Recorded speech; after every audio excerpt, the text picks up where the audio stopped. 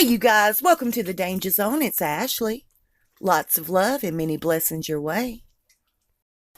August 31st, 1997, Princess Diana and her beau were riding through a tunnel in Paris where, just out of nowhere, they had a car crash that proved fatal.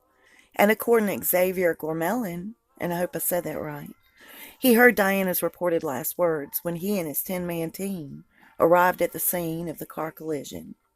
He said the car was a mess. We just dealt with it like any other road accident.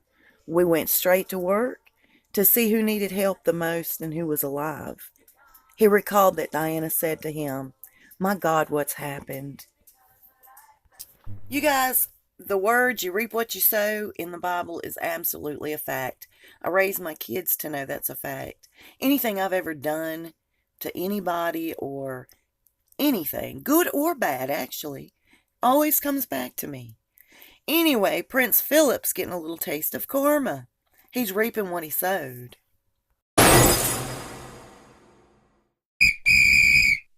At 97 years old, he really shouldn't be operating a vehicle. But anyway, so he got in a car crash yesterday. The crash involved two women and a baby. Like I said, the baby's unhurt. He, of course, come out unscathed, but the two women suffered some injuries. He was in his black Land Rover SUV, and they were driving a Kia. The 28-year-old driver had cuts and things on her knees, but her 45-year-old passenger had like a complete broken wrist. Anyway, the thing that bums me out about all this, it bugs me. I don't know why I said bums. Anyway, it bugs me, is the fact that it's their policy is to breath test drivers involved in collisions, just for evidence of intoxication. We do that here in the States. Well, of course, the women provided negative readings, but they did not even test Prince Philip. What's good for the goose should be good for the gander. Why are these people above the rules? I don't understand it. So they really don't have any right, even though I'm not defending MM, but they really can't say much for her breaking the rules and not following the protocol. Maybe she's just, they should lead by example.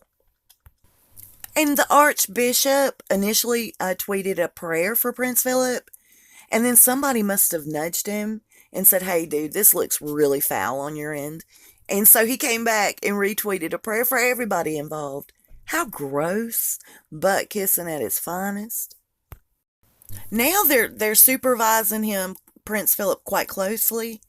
They're making sure he doesn't have any signs of internal injuries, but the medics fear that he could be at risk for a bleed on the brain.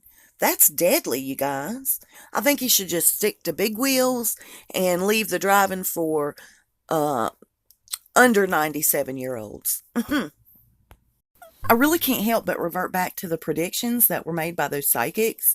They said that 2019 would be the year that both Philip and the Queen died, but they said that the Queen died before Philip, so who knows who's right? Maybe they got it backwards.